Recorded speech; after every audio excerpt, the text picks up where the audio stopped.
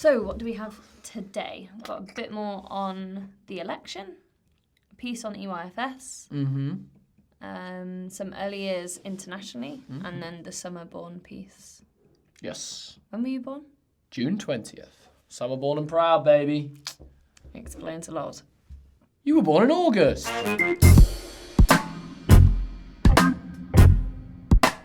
So, welcome to Early Years Weekly number 15, and how fitting that a couple of Summerborns are presenting the first story this week, which is that some more analysis on the EYFS results have shown yet again that Summerborn children are struggling behind their autumn-born children when it comes to the EYFS. So actually the proportion of those achieving a good level of development varies by 19 percentage points. So those born in autumn were 81%, in spring 73%, and by the time we get to summer it's down to 62% of children are receiving that good level of development. And I think the reason this obviously is because take a September born child, they're going to have 12 more months of life experience than perhaps a July or August born child, and are expected to kind of reach the same level of development. Now, the trend has been clear for a long time. This is by no means the first time we've heard this, and people are just suggesting that parents have more of a choice. So if your child is born in the summer, you can choose whether to start them as soon as they've turned 4 or wait until they are at compulsory school age.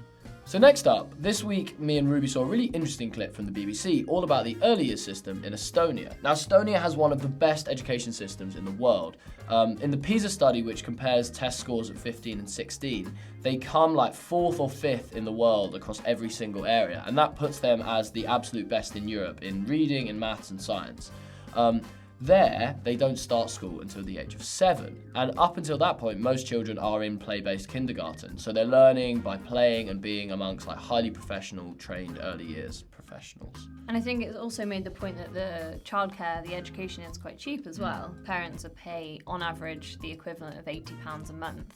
And I think just with the election cycle and all promises being made at the moment, it's interesting to get this insight into a country that's clearly doing very, very well.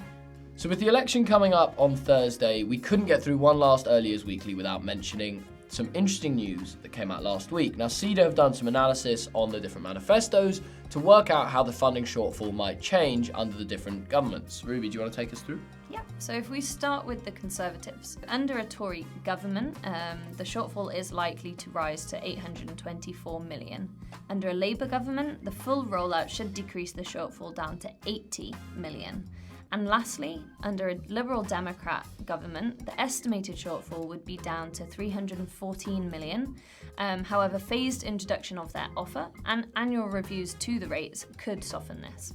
So if you haven't caught up on exactly why this might be the case, you can always check out our video from last week, which ran through the different manifestos and the offers that they're offering, as well as some thoughts from Early Years Alliance's Neil Leach on what's going on this election. So last story for today is a letter that made its way into the Times newspaper. Now, a large group of providers that represent over 70,000 children paid a lot of money to put an advert in the Times, and the point of the letter was to lay out the problems that they're facing with current early years policy, and it's addressed to parents.